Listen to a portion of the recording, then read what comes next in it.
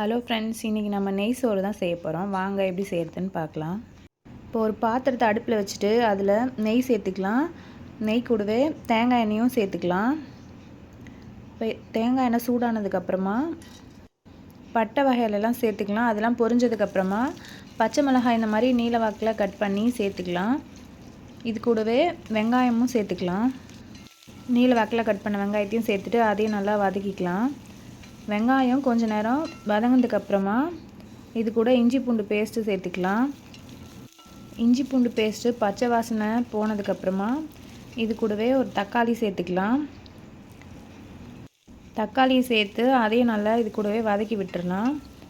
தக்காளி நல்லா வதங்கினதுக்கப்புறமா ஒரு கைப்பிடி அளவு புதினா கொத்தமல்லி சேர்த்துக்கலாம். அதையும் நல்லா இது கூட கலந்து விட்டுட்டு இப்போ இதில் உப்பு சேர்த்துக்கலாம். உப்பு கூடவே பிரியாணி மசாலா சேர்த்துட்டு இதை நல்லா வதக்கிடலாம்.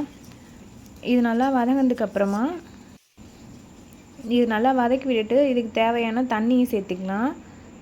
ஒரு கப்பு அரிசிக்கு 2 கப் தண்ணி சேர்க்கணும். இப்போ தண்ணி சேர்த்துட்டு தண்ணியை நல்லா கலந்து விட்டுடலாம். தண்ணி நல்லா கொதிக்கட்டும். மூடி போட்டு தண்ணியை கொதிக்க விட்டுடலாம். தண்ணி இந்த மாதிரி நல்லா கொதி வந்ததுக்கப்புறமா ஊற வச்சுருக்க சீரக சம்பா அரிசியை இது கூட சேர்த்துடலாம்.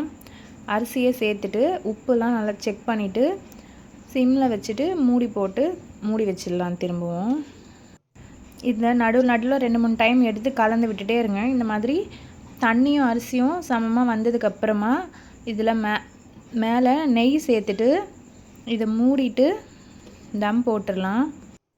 இப்போ ஒரு தோசைக்கல்லை வச்சுட்டு மேலே இந்த பாத்திரத்தை வச்சு ஒரு 15 நிமிஷம் சிம்மில் விட்டுறலாம். அதுக்கப்புறம் ஒரு 15 நிமிஷம் கழித்து திறந்தோம்னா சூப்பரான நெய் சோறு ரெடி ஆகிடும். இதெல்லாம் சால்னா கூட சேர்த்து சாப்பிட்ருந்தா ரொம்ப சூப்பராக இருந்தது. நீங்களும் ட்ரை பண்ணி பாருங்கள்.